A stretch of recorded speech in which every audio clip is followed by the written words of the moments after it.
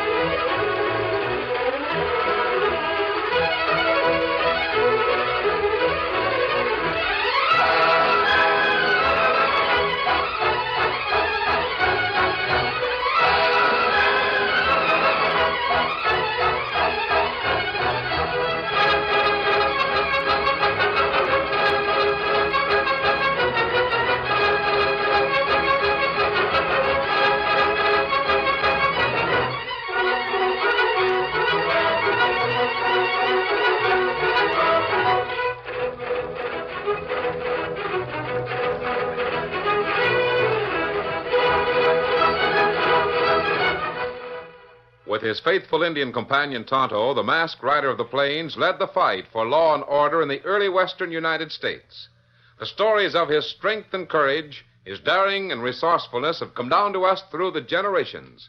And nowhere in the pages of history can one find a greater champion of justice. Return with us now to those thrilling days of yesteryear. From out of the past and the thundering hoofbeats of the great horse Silver, the Lone Ranger rides again. Come on, Silver! Faster, boy, faster! I'll Silver!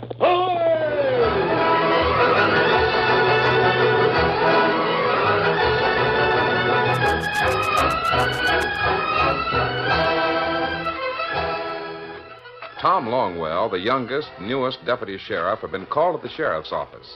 In his eagerness to learn why the grizzled old Bart Grant wanted him, he burst through the doors without noticing the slender girl who sat in the corner. Hi, Sheriff Grant. You sent for me? Yep. I got a job for you, Tom. Well, it better be worthwhile. I've been a deputy for 6 weeks, and all I've done is tack up handbills and tote food from your wife's kitchen to the jailhouse. Take it easy, Tom. You got a good many years ahead of you. What's this job? You're to ride out on the plains and see where the professor is. Who? Professor Turnbull. What's the matter with him? You know who he is, don't you? Well, I'd ought to. Stuff in the same boarding house I am. That's so. Well, now, if you think I'm going to ride out and look for him... Tom, the professor has found something of value. What is it? Collarbone is some redskin that lived 10,000 years ago? You better let me do the talking, Tom. You see, Turnbull dug up whatever it was that he came out here to the west to find. He left town at daybreak with a pack mule, figuring to fetch his treasure here. He should have been back here at noon. Oh, he'll turn up. It's most sunset.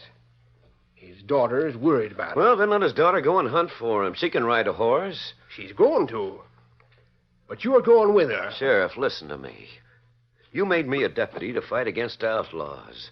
Not to be a riding partner for a dude girl from the east. Tom. The professor's all right. Why, nothing had happened to him. Tom, I want you... Chances are he found a new kind of stone or Injun arrowhead or some fool thing like that and forgot the time. Now, Tom, Dad Rabbit, you better not talk You'll too turn much. up at eating time, Sheriff. Just plumb absent-minded, that's all.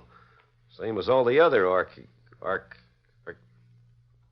What in thunder does he call himself? The word is archaeologist. Huh? And my father is not absent-minded. Why, I Furthermore, Deputy Longwell, it wasn't my idea to have you ride with me. I would very much prefer to go alone, but the sheriff insisted that someone accompany me. Well, I didn't know you were here, Miss Turnbull. That's obvious. There's one thing more I must clarify for you. My father isn't interested in stones or arrowheads. For your information, Deputy Longwell, the object of his search happens to be worth several $1,000s. It happens to be... reckon I had that coming, Miss Turnbull.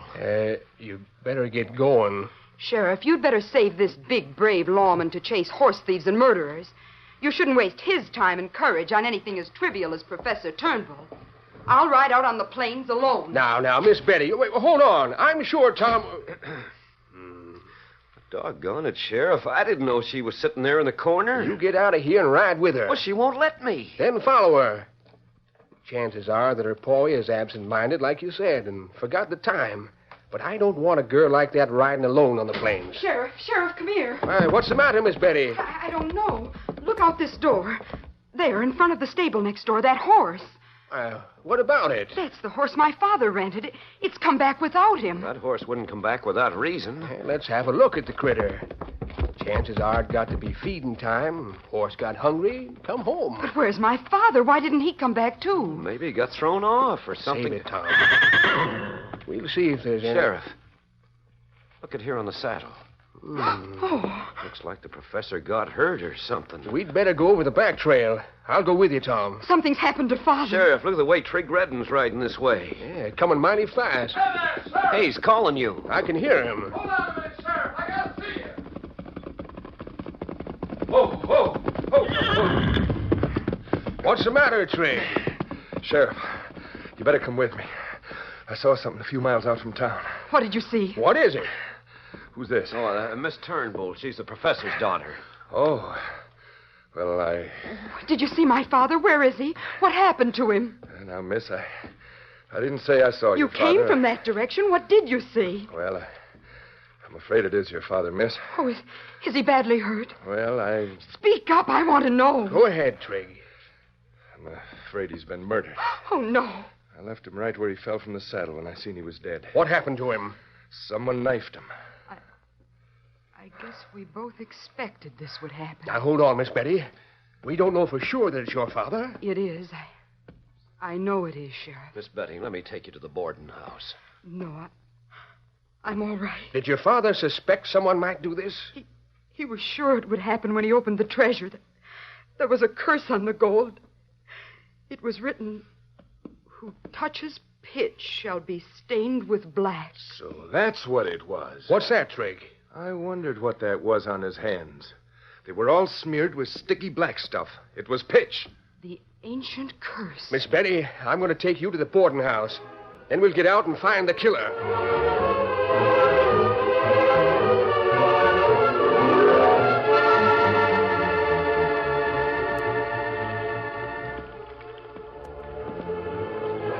Died right here next to the creek where he fell off his horse. Sheriff, look at his fingers. Yeah. They're smeared with black stuff. Pitch. Hey, what was it the girl said? Who touches pitch shall be stained black. There's something along the same lines in the Bible. Yeah, there is. Miss Betty told me that her father had spent 20 years studying old documents. He was trying to locate some gold that had been brought here from Mexico a couple 100 years ago. And he found it. And there was a curse on it. He found it at the base of the mesa over yonder. Sheriff, I ain't superstitious. Now, listen, Tom. This man was killed by a knife. We're going to find the killer. Now, you forget all that rot about ancient superstitions and get to the saddle. You're going to leave the professor here? We'll get him on the way back. I want to see where he was digging. Steady. Steady there, boy. Get along there. Get up there.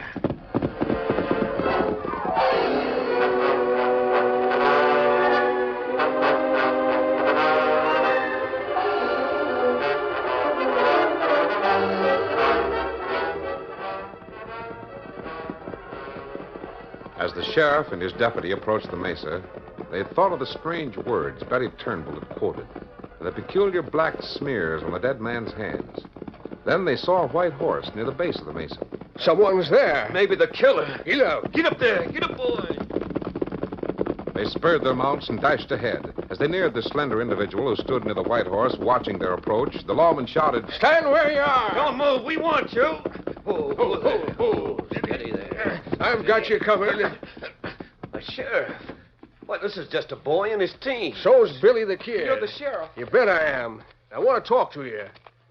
What's your name? Dan Reed, what's the trouble? Dan Reed, eh? Sheriff, There's where the professor dug up the box. Yeah. Well, should I open that old box and see what's inside? Search the kid first. Right. I haven't got a gun. Make sure, Tom. Right.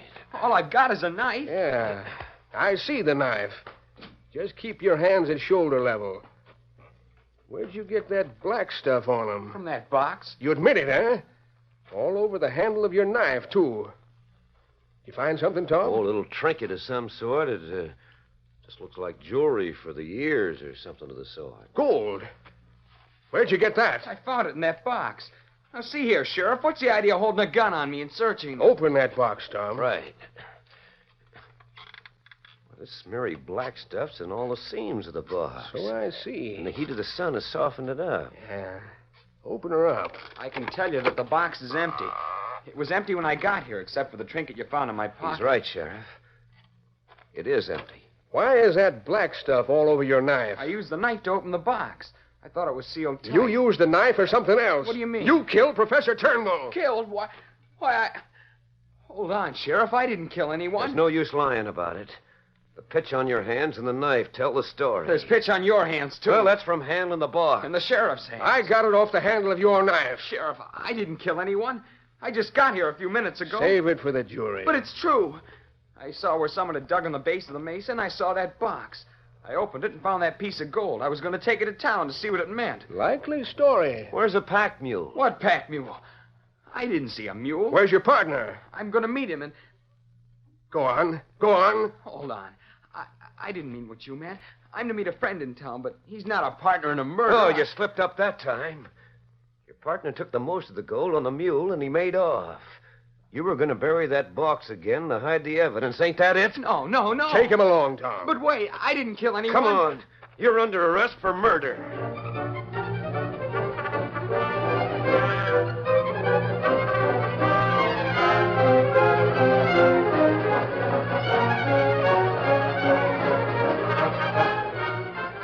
The deputy took Dan Reed to the sheriff's office and held him there while the sheriff disposed of certain formalities connected with the dead man's body.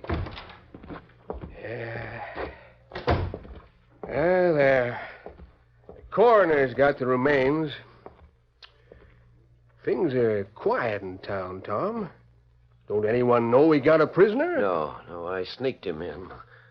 I don't want a lynch mob to take my first prisoner away from me. Good work. I just hope we can control the boys when they learn about this prisoner. I didn't kill anyone. Now, look, Reed. Who's your partner? I didn't have a partner. When you killed the professor? I didn't kill him. I was going to say... I was to meet a friend here in town. Who? An Indian. His name is Tonto. And if he finds you holding me on a murder charge, he'll... What's that? A threat? No, What will your partner do? I got nothing more to say. Look here, Reed. You're young. You might get off without hanging if you help us to get your partner. Now, just where did he go with the pack mule and the gold, huh? I can't tell you because I don't know. Oh, then you admit your partner got the gold. No, I don't admit a thing. I told you all I knew about it. Sheriff, Oh, Miss Betty. Oh, I'm sorry. I didn't know someone was It's here. all right. This boy is charged with killing your father. Oh, no. I can't believe There's it. plenty of evidence, Miss Betty. Look at his hands. Stick your hands out, Reed. Oh, who touches pitch? But You keep still, Reed. His partner's a redskin. He admits that much. We're trying to get him to tell where he went with the pack mule and the gold. But that's why I came here. Why? Mr. Redden saw me and asked me to hurry here and get you. He's captured an Indian. Oh, an Indian, huh? Yes. And the Indian was leading Father's pack mule. that can't... You be still. That settles it. Tom, guard this prisoner, and don't let him get away. I'll go get his redskin partner.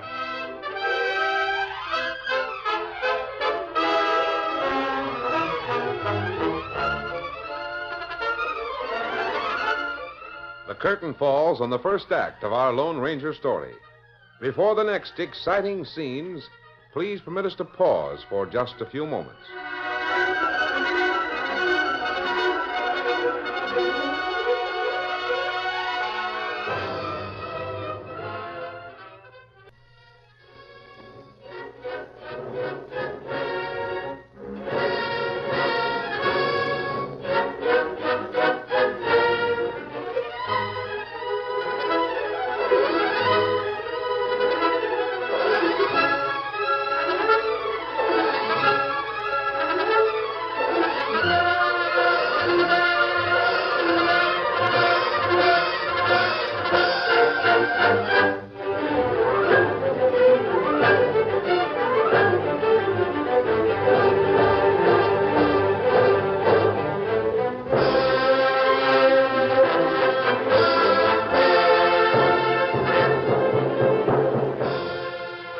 to continue our story.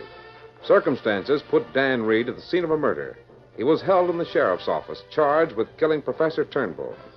While the lawman and a deputy tried to make Dan tell where Turnbull's pack mule and the stolen gold had been taken, the professor's daughter rushed in with the news that Trigg Redden had captured an Indian who led the dead man's mule. A score of men stood around the helpless Indian, whom Trigg Redden guarded until the sheriff came. There was another Indian there. Tonto stood next to his horse on the fringe of the crowd. I'd welcome the chance to drill you, Redskin. So just stand right still until the sheriff comes. Come right now, Trigg. Oh, good. Here he is. So you got him, eh, Trigg? This the murdering Redskin, Sheriff? Well. What have you got to say for yourself, Injun? Me not hurt anyone. Mm-hmm. Where'd you get that pack mule? Me find. Listen to that. He found it. Says he found it, boys. Yeah. Wait, just a minute now. Did you examine the pack, Trigg? You bet I did, Sheriff. There's some of the stuff on the ground. Well, is that stuff gold? Sure is. There's cups and jewelry and no end of things. Me Tommy. Me tell truth. Me find mule. Now, just quiet down, boys. Quiet down a minute. Let me question him. Tommy always tell truth. Uh-huh. Tommy. Is that your name? Me Tommy. Yeah. Well, where'd you find the mule? Find them on plains. Was them gold trinkets aboard? That right. Now, look here, Redskin. You might just as well tell the truth about it. We've got your partner. He says that you're the one that killed the professor. Me not kill anyone. Oh. And it was your partner that done the killing, eh? Tommy got no partner. Stop lying. We got your pal. He's in the sheriff's office right now. That's not true. Give me the true facts now, Redskin. We already got Dan Reed. Tell your side of this. Get him up. Look at that. What's got into him? Tonto was off like an arrow from a bow when he heard that Dan Reed was being held on charges of robbery and murder. He guided the big paint horse to the sheriff's office and reined up at the door. Hold, Scout. Hold, fella. Hold. Tonto hit the ground running and burst through the door. Hey, what's the idea? Tonto. Me pick you. Oh, hold on there. Look out. And me help Dan. Oh, golly, Tonto. Dan, you come. This way. But, Tonto, my horse Victor... Get Victor by and by. Get on, Scout. All right. Get on. Hold on there. The deputy, he's up again. Hold on or I'll Get him fire. up, Scout. Come back here.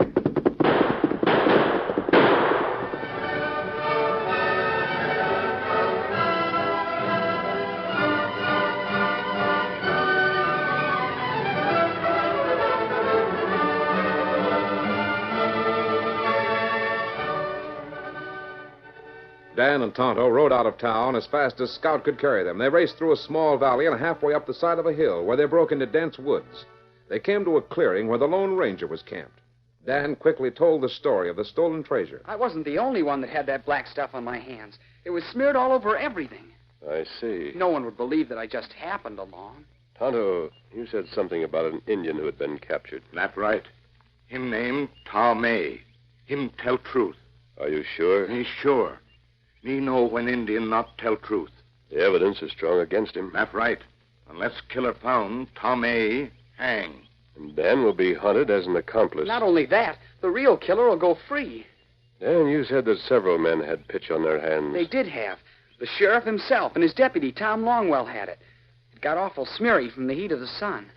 Tonto, we still have a couple of hours of daylight.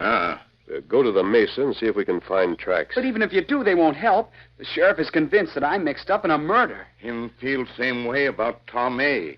Let's look for a trail, then decide what to do.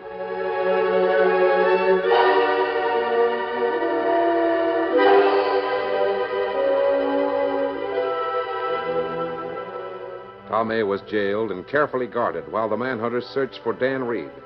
The sheriff was in his office waiting for reports while darkness gathered outside.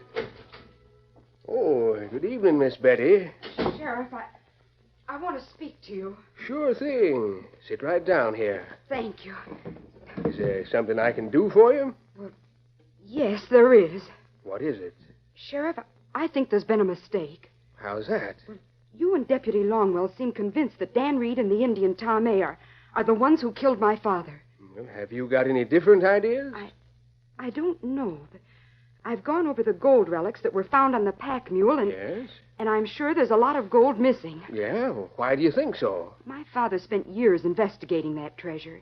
He had some very old documents that told all about it. Yeah, I know that. The documents listed many of the most valuable things that were buried, and, well, they're all missing. That wouldn't have any bearing. Of course, Sheriff, the records might be wrong, but... Sure, they might. On the other hand, Sheriff, if that Indian Tomei told the truth, why, we're making a frightful mistake. If he did find the mule, then someone else killed my father and left the mule after taking the best of the gold. Sheriff, come quick. What's the matter, Sam? Tomei, the Indian. He's been broke out of jail. What? Why, who did it? A redskin. The same one that got Dan Reed. Of all the damn... He carried him away in a big paint horse. I'll see about that. You stay right here and keep an eye on my office till I get back. I'll get my horse out back here. I'll be here, Sheriff. Yeah, I'll see what... We want you too, Sheriff. What? Mask! Take it easy. You're riding with me. Up you come. Here, help! Let me go! Put me down! Come on, Silver! No.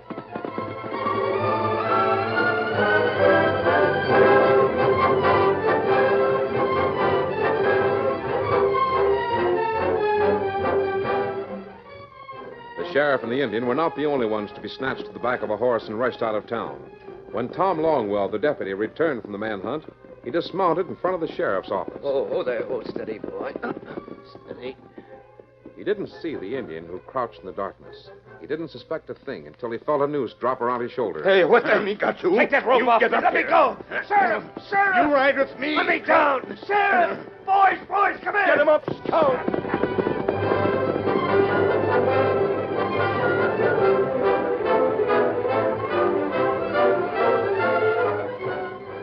Helpless in Tonto's strong grasp, Tom Longwell was carried in the same direction the sheriff had been taken. That was not the end. A little later, Trigg Redden entered his house to find a masked man waiting for him. I want you, Redden.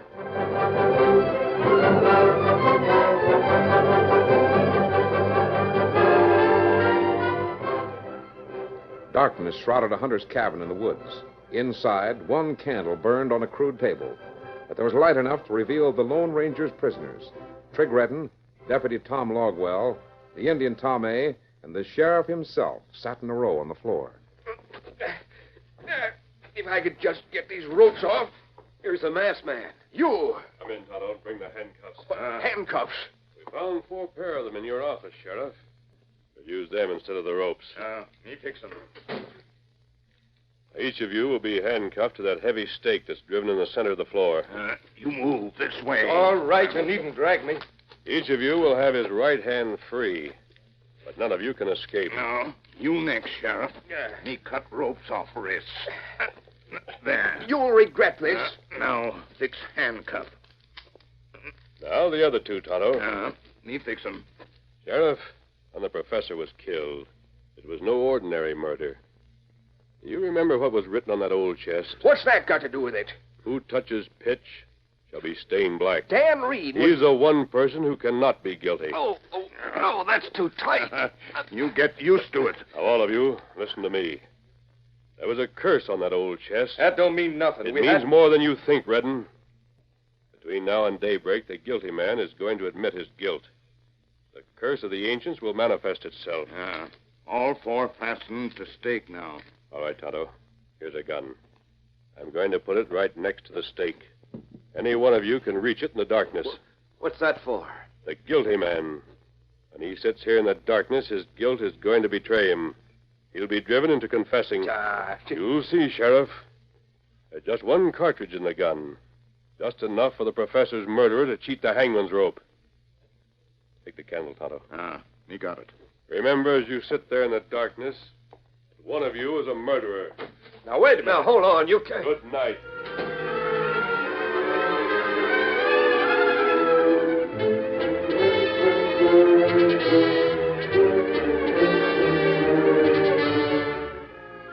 For the first half hour, the handcuffed men talked in low voices.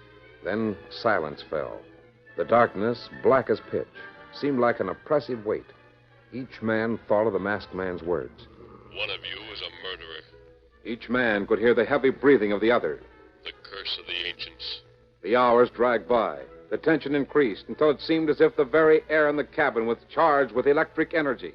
Who touches pitch?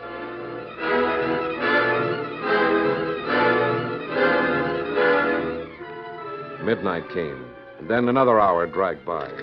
Stop it. I just moved, that's all. handcuffs. Each man was clammy with cold sweat. It was 2, then 3 o'clock in the morning. Husky breathing of men whose nerves were strained to the limit of endurance filled the room. Each man remembered that voice. One of you is a murderer. His guilt will betray him. 1 cartridge. Who fired? Who did that? Someone used the cartridge. Masked man, come in here quick. Shut up, Drake, shut up. Bring in the lantern, Tonto. He come. Why, Tom Longwell. Look at your shirt front. The gun held a blank cartridge, and you used it, Tom. No, Steady, man. But I didn't do it, I tell you. I didn't kill him. No use lying, Tom. You tried to shoot yourself. No, he did not. Huh?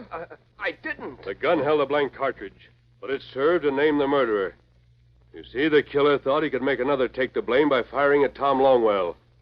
The man who fired that gun is a murderer, and he is marked with pitch. What do you mean? The trigger of that gun was smeared with pitch. Look at Redden's finger. You, Redden, you did it. Tried to throw the blame on that kid and the Indian and on me. Here, Sheriff, is the key to your handcuffs. I'll lay 2 to 1 we'll find the rest of the gold in Redden's house. How about that, Redden? Will your house stand inspection? Hey, you got me. Gold is there. You'll find it. There's no need to deny it now. What about the Indian? I just turned the mule loose after I got the best pieces of gold. Tommy found it like he said. By thunder, it's like that writing said. Who touches pitch shall be stained black. The mark of the killer.